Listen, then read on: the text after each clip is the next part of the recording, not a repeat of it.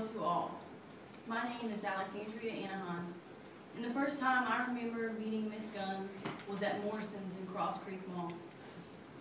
She greeted my granddad, my father, and myself, as she usually had on our Saturday outings.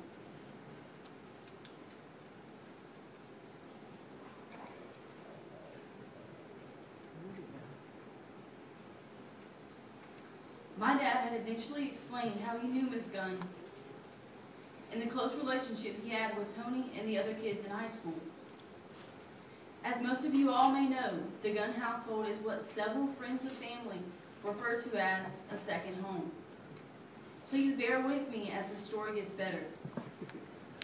11 years ago, I was blessed with a third grandmother. And when I say blessed, she was a true blessing. At 9 years old, my mother married Miss Gunn's oldest, tallest, and most handsome son. Tommy must have got a hold of my notes, sorry. While going through a transition of meeting all these new and incredible people, I did not know how they would take me. I didn't have to think long because Miss Gunn treated me as if I were her own biological granddaughter and had been since 1992. She proved this to me when a framed picture appeared on the mantle beside Brandon, Justin, Derek, Andrew, Dylan, Madison, and Emmy. She welcomed me with love and open arms. I want to pause here and just thank the entire family for always treating me with the love and gratitude that your mother had. This love that is so deep and endless comes straight from Jeannie Gunn, and I see it in each of her children. I tell you that I knew I was a part of the family after seeing my picture on the mantle, but in all reality, I knew I belonged in this family when I walked in on Christmas Day. Gifts that Santa had been buying all year long were stacked 3 foot high and overflowed the living room. Christmas was her favorite holiday.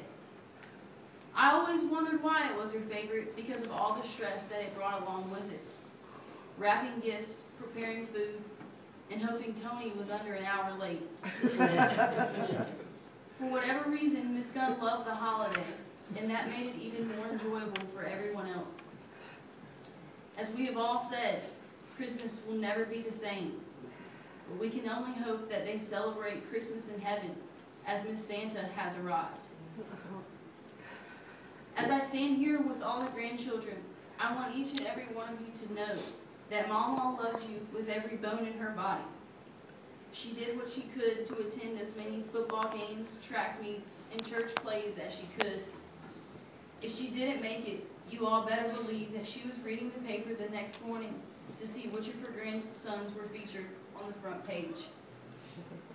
She loves you boys, and believe you me, she's counting on you all to make good decisions.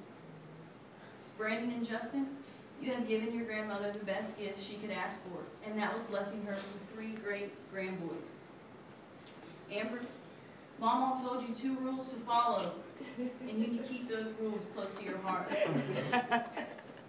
I think that we're all aware that Maddie and Amy were grandma's girls from the time they were born.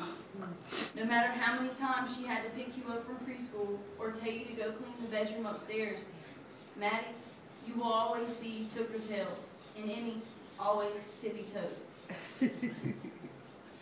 Christmas was Miss Gunn's favorite holiday, but I'm convinced that summer was her favorite season.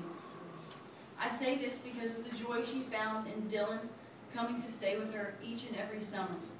Dylan, know that the countless amount of summers you shared with your grandma were cherished into a deep place in her heart.